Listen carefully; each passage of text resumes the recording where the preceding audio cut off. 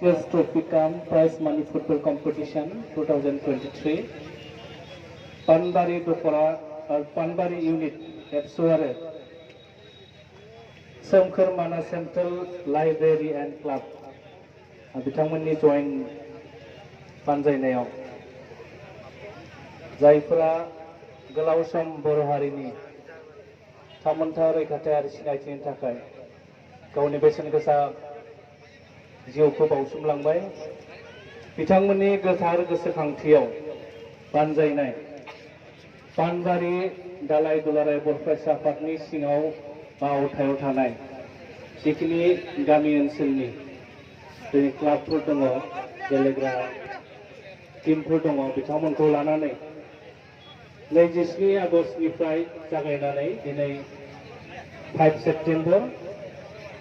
जोबथा बादायलायनाय आरो बे हाबाफारियावनो बाहागो लानाय जोंनि बिटिआरनि मानगोनां इएम धनन्जय बसुमतारी आदा बिथां आरो बेवहायनो मोनसे समनि दुलाराय बर' फरायसा आफादनि खुंथिगिरि आरो आथिखालाव बिथाङा बिजनि जिल्ला इउपिपिएलनि मानगोनां आफादगिरि प्रनिन बर' बिथां आरो बेवहायनो बाहागो लानो हानाय दुलाराय बर' फरायसा आफादनि सासे सुबुं फोनांजाबनाय नेहाथारि सोमदोन ब्रह्म बिथां जिल्ला आफादनि लोगो थुनलाइयारि नेहाथारि लोगो सोलोंथाइ नेहाथारि राजा बर' बिथां आरो এই সময়ত আজি চূড়ান্ত খেলখনত উপস্থিত হ'ব পৰা পানবাৰী ৰেঞ্জাৰ ৰাজ্য বৰ্মন ডাঙৰীয়ানী মই পোনপ্ৰথমে সকলোলৈ আজি 5 ছেপ্টেম্বৰ সকলোৱে জ্ঞাত আজি হ'ল শিক্ষক দিৱস আৰু মই এই উপলক্ষে নিখিল বড়ো ছাত্ৰ সন্থাৰ হৈ আৰু পানবাৰী অঞ্চলৰ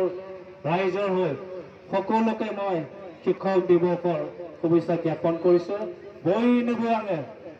गोथार फोरोंगिरि साननि गाहाम हामलायनायखौ आं बावहरग्रोबाय बाथ्रा बुंनांगौ होननानै आं सानाखै जाय हारियाव बीर जोहोलावजोमोनखौ मान होनो रोङो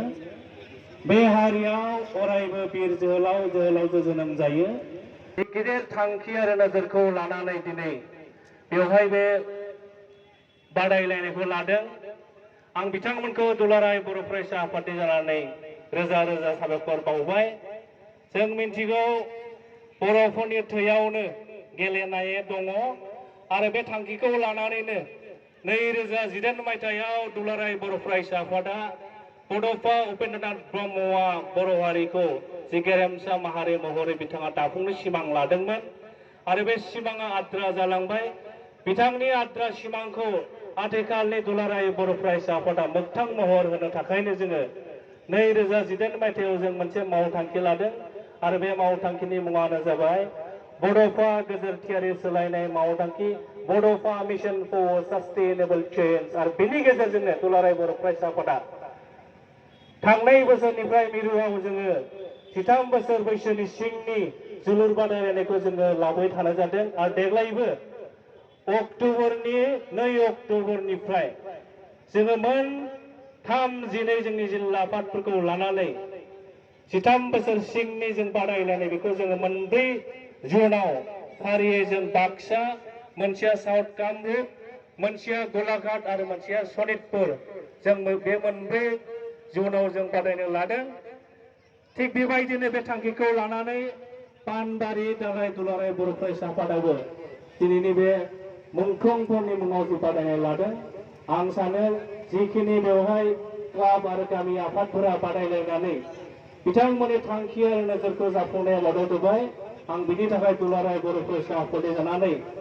बयबो गेलेगिरि बिथांमोनखौ आङो साबायखर बावहरबाय आरो दिनैनि जोबथा बादायलायनायाव 2 टीमा बेवहाय बाहागो लानो हादों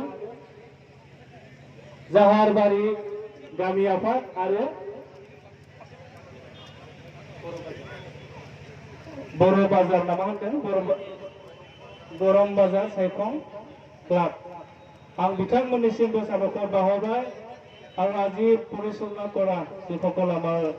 ৰেফাৰীসকল আছে তেখেতসকললৈ মই নিখিল বড়ো ছাত্ৰ সন্থাৰ পৰা ধন্যবাদ যাচিছোঁ आं जोबथारनायाव गेलेनायनि गेजेरजोंनो